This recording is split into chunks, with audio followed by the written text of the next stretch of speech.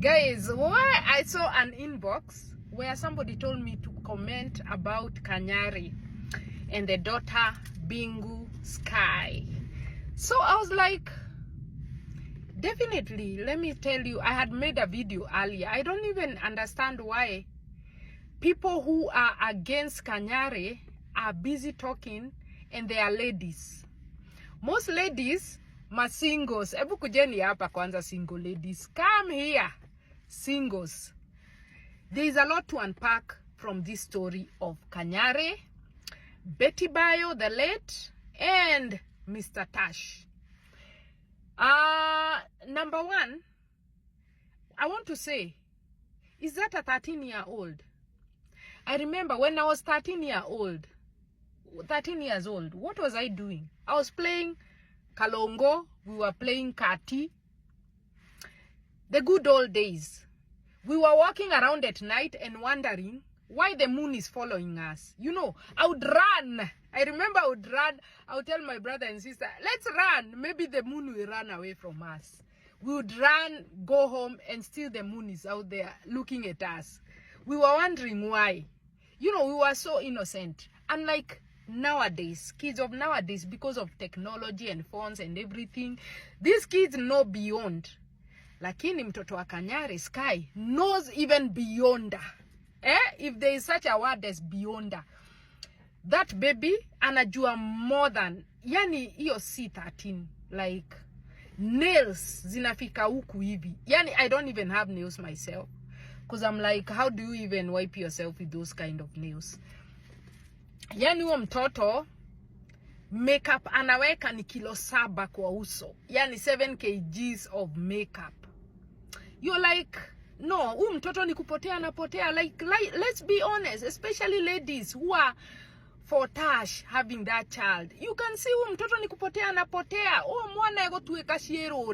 Like, if you people continue, you know, rooting for her to continue doing what she's doing, huyo mtoto atakuwa so sad. Yani aliyesheka nini wataonekana ni jokes, wana joke. Because huyo mtoto ako 13 years old. She sat and started telling us how to behave once we are in relationships. Ulisikia wapi mtoto wa 13 years anakuambia, don't cry in a relationship. If a man cheats on you, don't cry, usimshow tears zako, muulize, why did you cheat on me? I'm like, hiya, we are here now. You're even telling us how we should behave once we are in relationships. How old are you again? 13. I'm like, 13. It is very, very sad. And actually, if there's a family that needs prayers, is your family. Because from a psychologist point of view, a lot of things were not sitting right. The way you could see the body language when the dad came, come, let's watch a movie. Wow, you look nice. I don't know your beards, your what. I'm like, yo, this is just too much information. Too much information. Like, mtoto Kanyari, I'm wondering, you know, some things are very, very spiritual. Because I'm like, I bet Betty Bayo's spirit is fighting so hard for that, especially that girl.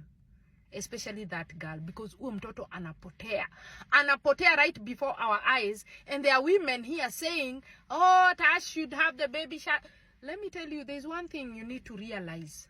The likelihood of a real parent harming their own child usually is very, very less compared to someone who is not related to that girl. The likelihood of that girl falling prey into Tash's hands, the percentage is much higher. Very much higher, because there's no blood relation. There's nothing. You understand? There's nothing. This is somebody else's child. You understand? They're not blood related. But the likelihood of that child being harmed by their own biological father, there's that instinct. As you heard Kanyari say, even snakes stay with their own children. Snakes, birds, yani every living being stays with their own children. Because why? They are there to protect their own child. Everyone wants to see their own child succeed, live a good life. You know, everybody wants the best for their own child. Tell me a person who will love your child more than you yourself.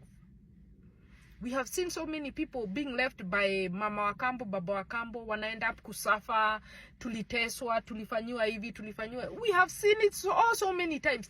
So I'm really worried and praying that all those women saying that the biological dad does not deserve to have that child, those children, I hope that you guys pray that it never ever happens to you, because Betty did not wake up one day and decide, you know what, I'm going to die so that my children will end up in the arms of a stranger. Because to me, I see the guy as a stranger.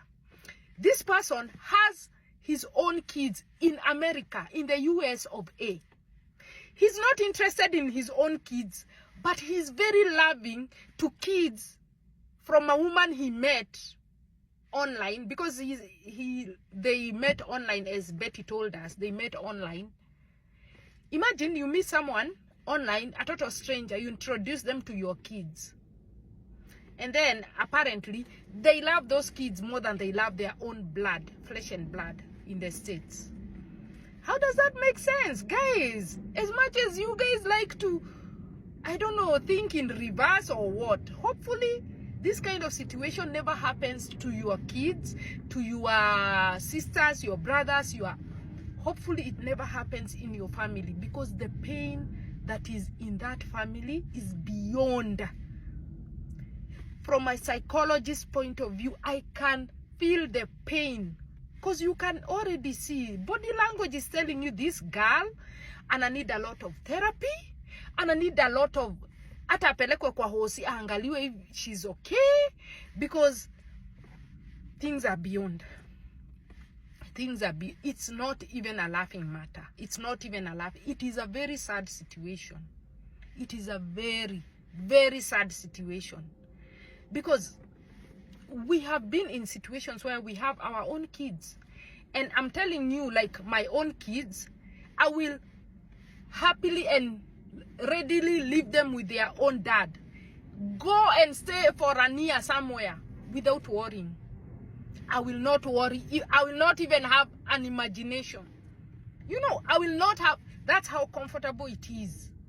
Because you already know that someone's kids, the likelihood of them harming them is zero. Lakini step kid, mtoto mwenye sijui alizaliwa na who, which man. How do you guys advocate for a girl child who's in their teenage years? Sai ndio anajijua, anaanza kufeel niko na two boobs, niko na to mafurumbanya, whatever you call them. I don't know what you guys call them. You know, those two feelings to kuanza kujijua as a teen, they arouse us. You know, I'm looking at, you know, as a teenager, they look at a handsome guy, you know, anajijua sahi, and I need a mother figure around. I'm wondering, the shows, stand up for that child. Stand up. Save uyo mtoto, and everyone mwenye anasema uyo mtoto aendelee kukaa huko. Hopefully kitu kama hiyo ya Betty isikuhapenie, because I'm sure Betty is rolling in her grave like this. Ana roll hivi. And that is why hii story ilikuwa imenyamaza at one point. All of a sudden imekuja ikafunuliwa. Kumaanisha spirit ya Betty haija lala vizuri. Remember, guys, if you were watching the live when Betty was being buried, unakumbuka hiyo casket yake ilikataa kuteremka at one point. Ilikataa kuteremka. And usually I tell you guys, these things are spiritual. There's the spiritual realm and the physical realm. And the spiritual is very super strong, guys. It's very super strong. Ask me, because I know I've had a near-death experience, and I've realized that this body that we have, this is just a shell. Kuna another spiritual realm pale juu, and that is why I keep saying life is so spiritual. I look at things, I'm like, life is so spiritual. Guys, stop joking with life. It is so super spiritual. And guys, please stand up for those kids. And there's people to talk what waongee, change is not going to happen. And Kanyari ametuambia ameenda everywhere, anafungiwa. He's being told no, those kids need to stay with that stranger. Hey? That stranger who does not care about their own kids, but they care about these Motigaire kids. Seriously? Wow, that is so sad. Ati watoto wanakaa 3 weeks kwa hao. Haezi lipa school fees mpaka the deputy president, the governor has to pay it. Wow, it is so sad. Anyway, ladies, especially single women, there is a lot to unpack here. Before you introduce your kids to a total stranger, make sure your kids' connection to their own dad is super strong. Because as much as you get married to 1,000 other men, that real dad will forever be the I don't know, the bond that is the most strongest. Yeah. Another thing I wanted to point out, when Betty was alive, I remember those kids used to go to Kanyari a lot. They used to go, like, I could see, remember, like, we could see them going to the mall, going to the wherever, and Betty was alive. Why? Because she knew that the likelihood of harm coming to her kids from their own dad is next to zero. And that is the reason why she was comfortable giving those kids to Kanyari. They used to be, we used to see them all the time over there. So guys, anyway, we pray that justice be done. Those kids need saving. They do. And they need a counselor. They do. They do need a counselor. They need a mother figure. They need a mother figure. A grandma, sisters to Betty. They need a mother figure. They do not need another man raising them. Right now they are brainwashed. They can't understand that. And remember, kids usually, they will navigate towards the parent who is not strict. Kids love parents who are not strict. Right now, she can do her nails, put 10 kgs of makeup on her face. Her lips are shining from here to northeast. Yani, she's able to do whatever she wants. But under the real father's watch, she'll not be able to do some of those things. So, at the end of the day, don't let a kid dictate where, because parents know the correct thing for their child. Don't let the child dictate where to go. The parent knows